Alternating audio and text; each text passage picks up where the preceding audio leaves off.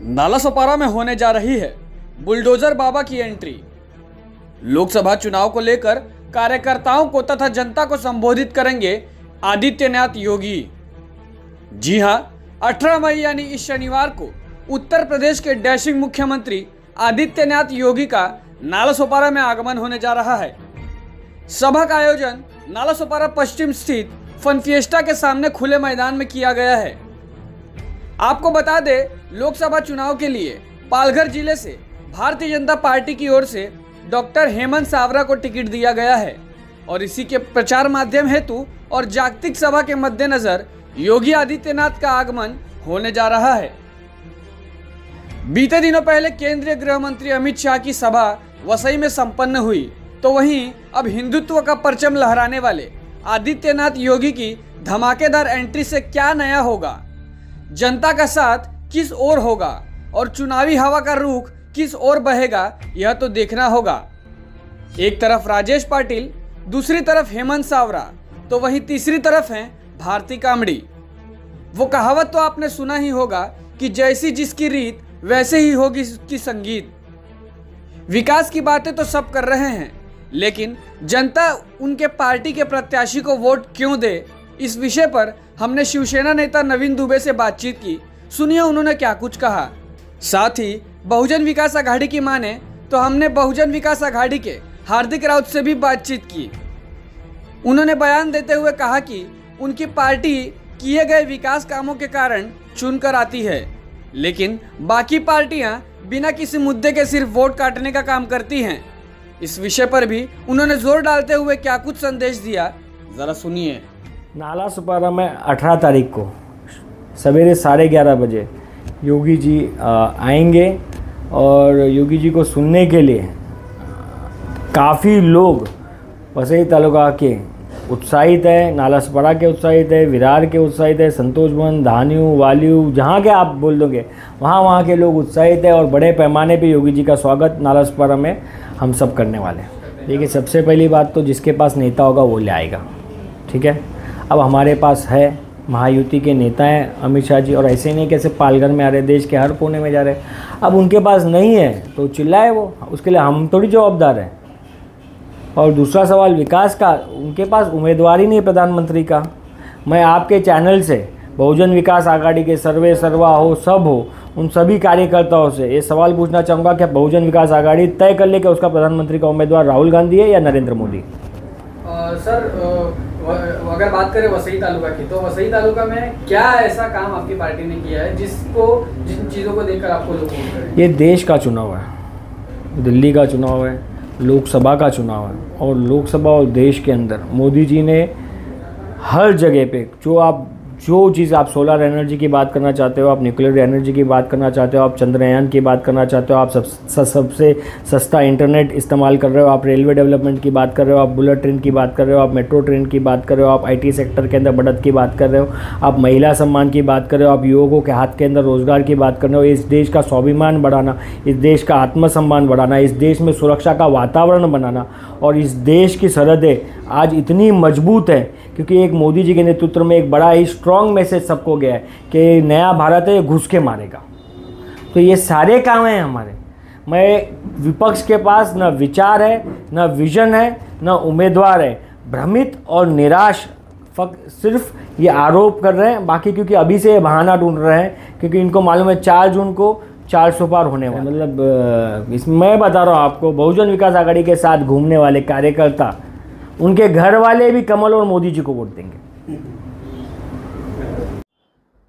सगळ्यात पहिला बहुजन विकास आघाडी लोकनेते माननीय श्री हितेंद्रजी ठाकूर, प्रथम महापौर राजीवजी पाटील, युवा आमदार क्षितिज ठाकूर व संपूर्ण बहुजन विकास आघाडीच्या टीमने जे आमचे उमेदवार दिलेले आहेत ते विद्यमान बोईसर विधानसभेचे आमदार राजेशजी पाटील, एक अभ्यासू युवक आणि एक चांगलं नेतृत्व, त्यांना आम्ही आमच्या पक्षाने संधी दिल्याबरोबर विद्यमान खासदारांचा पत्ता हा कट झालेला आहे आणि विद्यमान खासदार हे अकार्यक्षम असल्यामुळे त्यांच्या स्वकीयांनीच त्यांचं तिकीट कापलेलं आहे।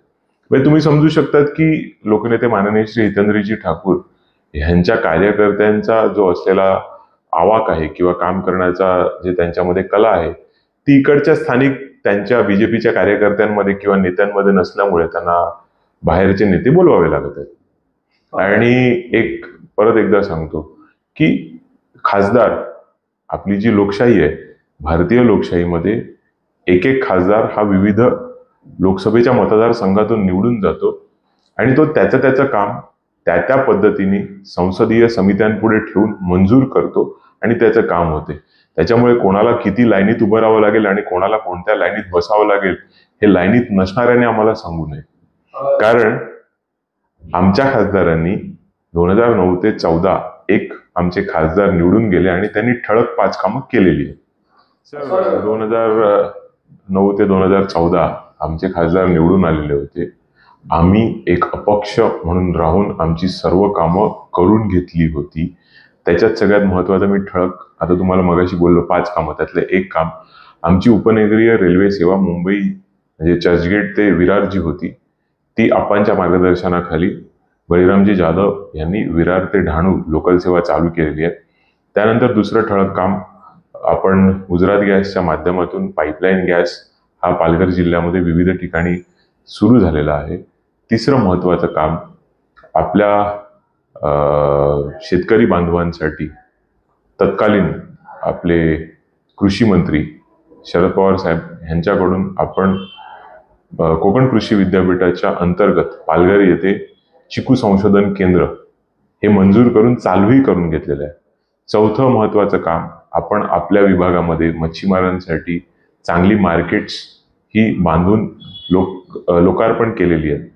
चौथं हे काम झाल्यानंतर 5वं आणि सगळ्यात ठळक महत्त्वाचं काम आपल्या खासदारांच्या पत्राला तत्कालीन पंतप्रधान मनमोहन सिंगजी यांनी उत्तर सुद्धा दिलेलं आहे आणि त्याच्यामध्ये त्यांनी 200 करोडचा निधी तारापूर अणु ऊर्जा केंद्राच्या शेजारील गावांच्या विकास कामांसाठी मंजूर करून दिलेला सुद्धा आहे. म्हणजे आम्ही ही 5 कामं ही तुम्हाला मोजून दिली. त्यांचे जे 10 वर्ष खासदार होते त्याच्या आधी 2009च्या आधी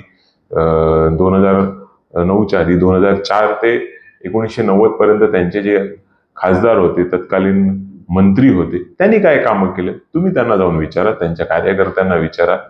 कारण गल्ली ते दिल्ली असा संपर्क असणारा आमचे लोकनेते माननीय श्री हितेंद्रजी ठाकूर आणि त्यांचे कार्यकर्ते ह्यांचा एवढा दरार आहे का आता ह्यांची बेताल वक्तव्य विरोधकांची चालू झालेली आहेत आणि आम्ही कोणत्याही प्रकारचं बेताल वक्तव्य न करता चांगल्या पद्धतीने काम करत आहोत. त्यावेळेला आता कुठेतरी संघर्ष निर्माण करायचा, कुठेतरी एक माहोल निर्माण करायचा म्हणून कोणतरी काही वक्तव्य जर करत असेल तर त्या वक्तव्य आणि त्या भूलथापांना 20 तारखेनंतर ते नेतृत्व किंवा ते नेते इथे येणार नाहीयेत. 20 तारीख काय 18 तारीख संध्याकाळी 6 नंतर इथे कोण दिसणार नाही. पालघर जिल्ह्यामध्ये साधारणपणे 3 आमदार, सगळ्यात जास्ती नगरसेवक, सगळ्यात जास्ती ग्रामपंचायत सदस्य, जिल्हा परिषद सदस्य, जिल्हा नियोजन समितीमध्ये 55 पैकी साधारणपणे 26-27 सदस्य, असं संख्याबळ असलेली ही बहुजन विकास आघाडी आणि लोकांमध्ये सतत कार्यरत असणारे असे आमचे आजी माजी पदाधिकारी आहेत. म्हणजे तत्कालीन ठाणे जिल्ह्याचा जो विभाग आहे त्याच्यामध्ये सगळ्यात मोठी जी असणारी सहकारी संस्था म्हणजे जिल्हा बँक, ह्याच्यावर सुद्धा आमचे चेअरमन आहेत. सगळ्यात जास्ती संचालक आमचे लोकांच्या सतत संपर्कात राहून लोकांच्या अडीअडचणीला करोना काळामध्ये लोकांनी बघितलेलं आहे की जेव्हा सगळे नेते घरी बसले होते तेव्हा आमचे लोकनेते स्वतः मैदानात उतरून आमच्या सर्व कार्यकर्त्यांची फौज ही त्यांच्या जोडीला उभं राहून लोकांच्या सेवेत होती.